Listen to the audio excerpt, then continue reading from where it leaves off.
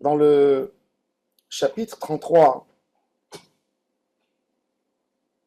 verset 11, Moshe Rabbeinu nous dit sur les Lévi'im, Barech Adonai Chelo, Ufo al yadav tirtze, Mechatz motnaim kamav, Umesaneav min yikumun. Il donne une force à Lévi de gagner les guerres. Normalement, la tribu de Lévi n'allait pas à l'armée. C'était tous des hommes qui servaient dans le temple, qui chantaient, qui gardaient le temple, qui étaient là pour éduquer le Ham Israël. Et c'était pas des guerriers, pas du tout des guerriers. C'est tous des Ovdei Hashem. Rashi nous dit que Moshe Rabbeinu a vu le royaume des Hashmonaï, les Maccabis qui ont fait la guerre.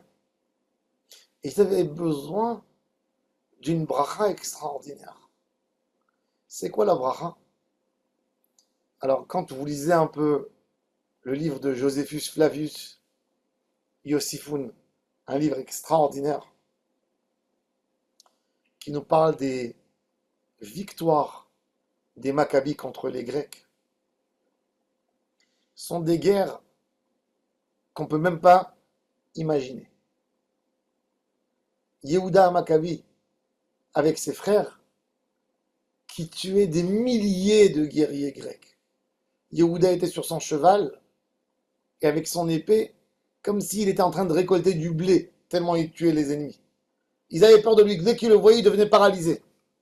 Rashi nous dit, Barech Adonai Chelo, il a une bracha extraordinaire d'Hachem. La guerre de Lévi, c'est pas une guerre normale.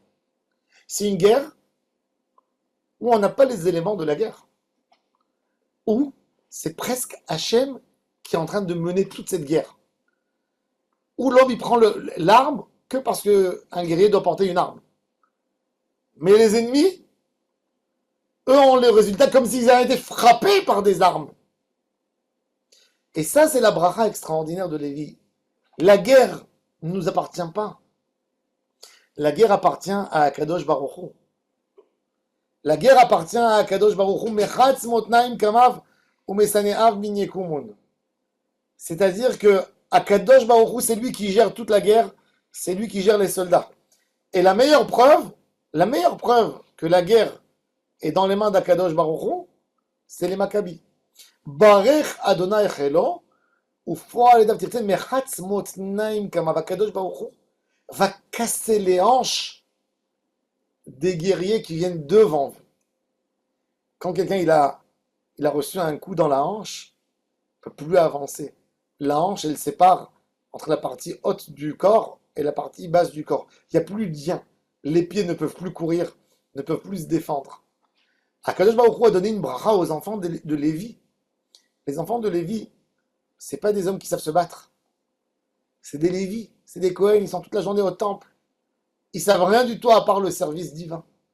Qu'est-ce qu'il fait Akadosh Baruch Hu? Vous savez, dans une guerre, la guerre, elle se gagne avec les bras, avec la vitesse, la rapidité des pieds, avec la manière d'attraper l'arme.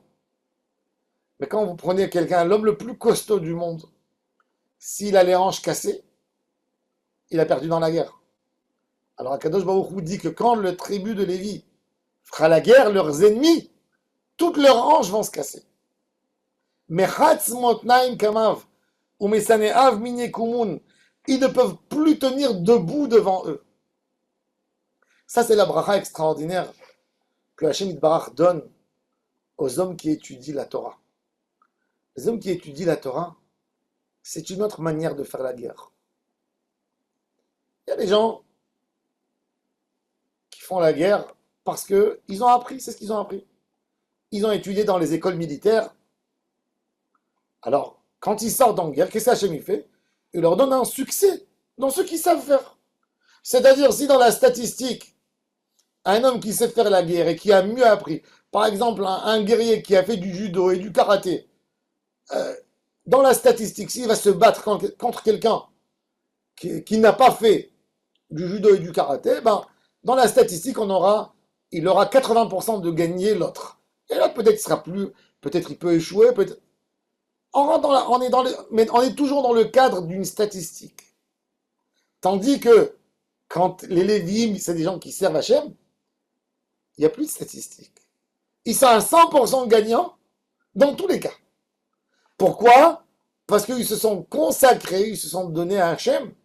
Alors c'est Hachem qui fait leur guerre. Tant qu'on va dans la guerre et on compte sur notre main, sur notre force, sur notre rapidité, quand on dit ça, qu'est-ce qu'on fait? On perd l'aide divine d'en haut. Parce que Hachem dit, toi tu sais te battre, alors bats-toi, je vais te donner, tu auras plus de bracha. Mais quand quelqu'un dit, moi je ne fais rien, ma main c'est la main d'Hachem, mon cri c'est le cri d'Hachem.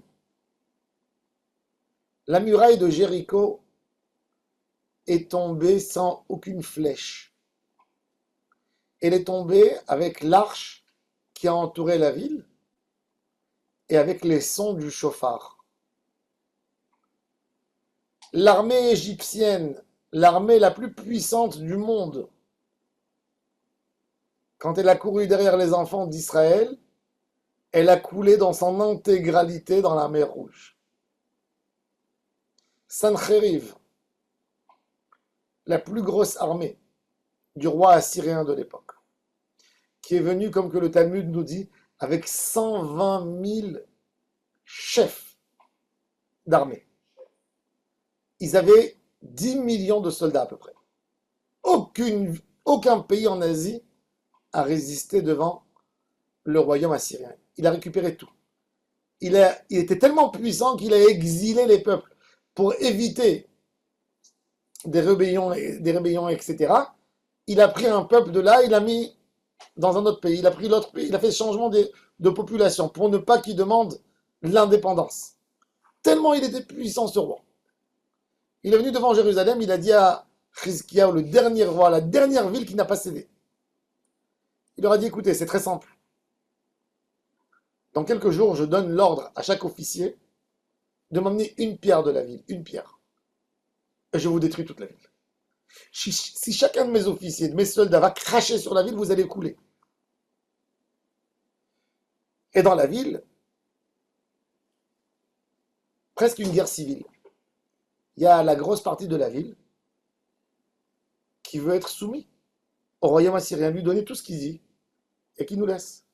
Qu'il n'a qu'à prendre des esclaves, il n'a qu'à prendre. Il y a le roi d'Israël, Chizkiyahu Amelech, et il dit à Dieu, Dieu, je veux que cette victoire, elle t'appartient à 100%. J'ai pas envie de prendre une épée, parce que demain ils vont dire qu'on est malin. Je veux que cette victoire, elle soit appropriée à toi uniquement. Que personne dise qu'il y a eu une malice, qu'il y a eu un exercice spécial qu'on leur a fait.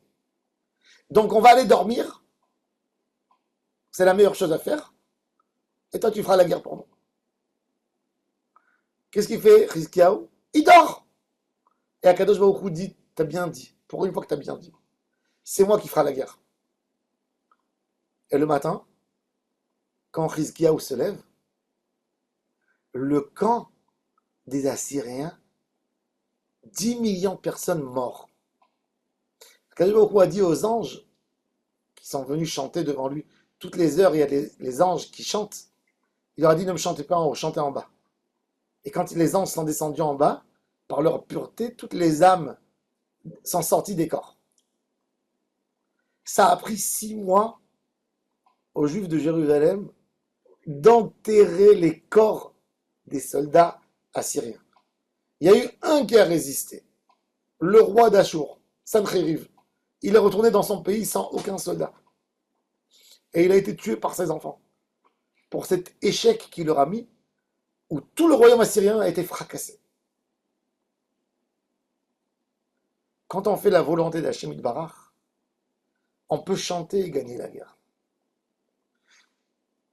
Le Ham Israël doit savoir, notre source de force, c'est pas notre intelligence. C'est celui qui nous a donné l'intelligence. Notre source de pouvoir, c'est pas parce qu'on est malin. C'est parce qu'on a Hachem avec nous. Il ne faut jamais l'oublier. C'est pas parce qu'on est fort, c'est pas parce qu'on a des services de renseignement, c'est pas parce qu'on est malin, c'est parce qu'on a un Kadosh Baruch Hu avec nous.